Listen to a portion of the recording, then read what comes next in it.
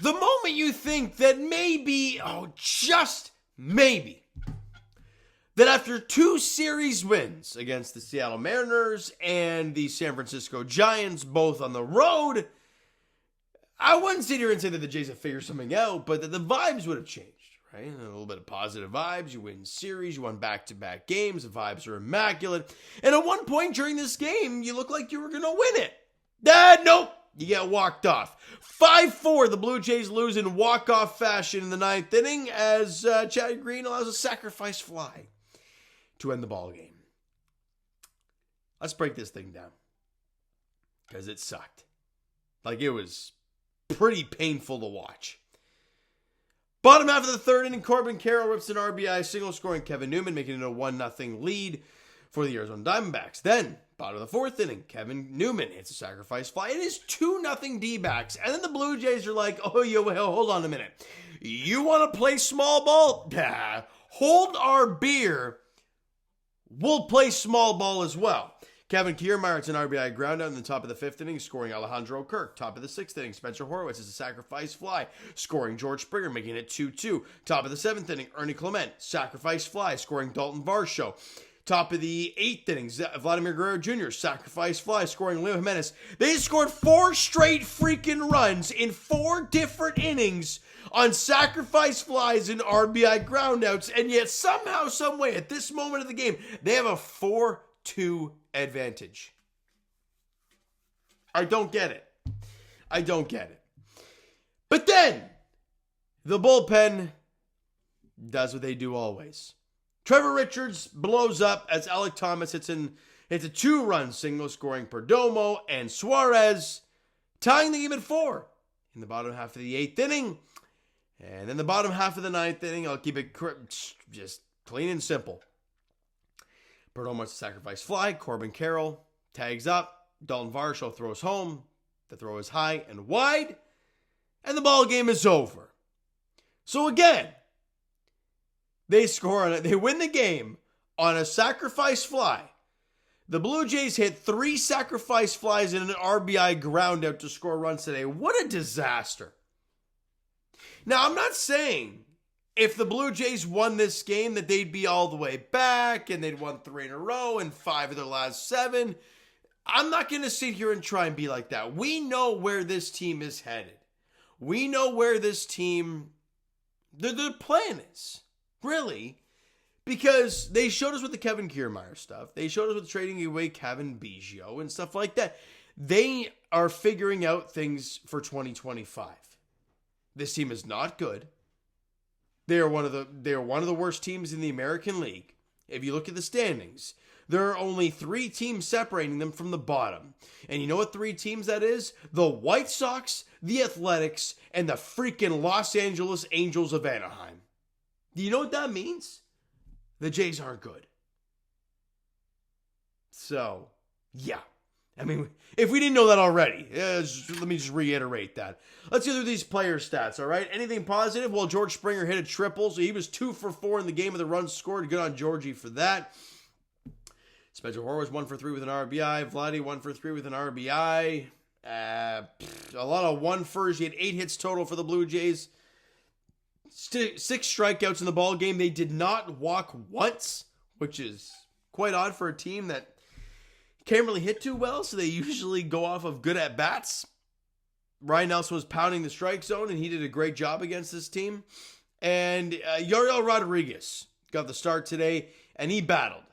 I think that's probably the nice way of saying it. He battled, right? We know about his last 2 starts where he was dynamite going into it. 6 innings, I think, in each, where he allowed like 3 hits combined. He was electric in those 3 outings. Today, not so much. 4 innings, he had 4 hits, 2 runs, walked 3. Again, the command was off. Did strike out 7 guys over 4 innings of work. But again, when the command eludes you, it makes it tough. And he only went at 4 innings. Hedis Cabrera did a good job in his inning of work. Did battle some base runners, allowed a hit and a walk, but did get a strikeout and threw a clean inning of work. Ryan Burr. Now, I'm not getting excited for Ryan Burr because there's a reason dude was DFA'd by who was it? The White Sox? No, who was it? Hold on, let me check that out right quick. It was the White Sox, wasn't it? career. There it is. Yeah, White Sox. For the love of God, he hadn't pitched in the big leagues since 2022. And that was only 9 innings of work with an ERA of 6. It tells you the dude's not great. But for him to go out there today and throw a clean inning of work, have a couple strikeouts, and have an ERA right now with the Blue Jays of 2.70 with a whip of under 1, with the way this bullpen is, why not give him a shot? Because Brendan Little did fine, threw a clean inning of work, nothing doing.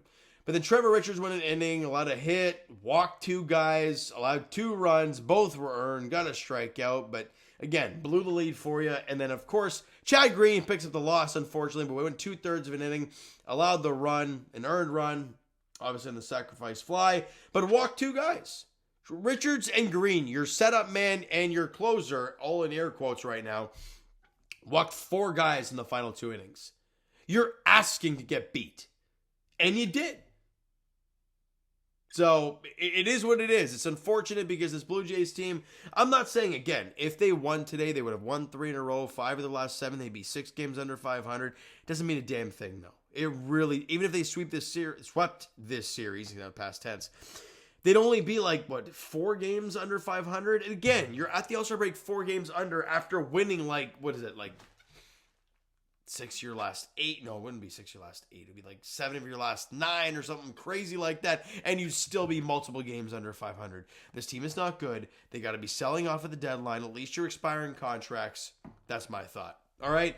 I did all that stuff yesterday. I'm not going to go into it again with the whole Bo Bichette stuff and the trading, the deadline. I'm not going to do that again. Also, if you haven't checked out the Blue Jays Center podcast by the Sick Podcast Network, check it out on YouTube. I believe it's on Spotify as well, but check it out on YouTube for sure. Help us grow that page as well. I was on a roll yesterday talking with the fellas. I actually got robbed to switch sides on how I felt about Bo Bichette. So go check that out if you haven't done so already. All right. And tomorrow, game 2 of this 3-game set against the Diamondbacks before the All-Star break. And not only do they need an All-Star break, for the love of God, us as fans of this team need a break. We really do. 2 more games to go. Yeah, Jose Berrios versus, is it Yelmer? No, Yaler? Hold on. Yilber. There it is. Yilber Diaz gets the start for the D-backs. He's been great through the minor leagues this year. You got the call up, and in his first 6 innings of work, 5 strikeouts, 1 walk in the air of 1-5, again, in 6 innings of work, obviously. So he was good in that 1 start, but we'll see how he does tomorrow against this Blue Jays lineup. As I mentioned, Jose Berrios gets a start, and for the love of God, a 10-10 first pitch? On a Saturday night? What kind of nut job made this schedule?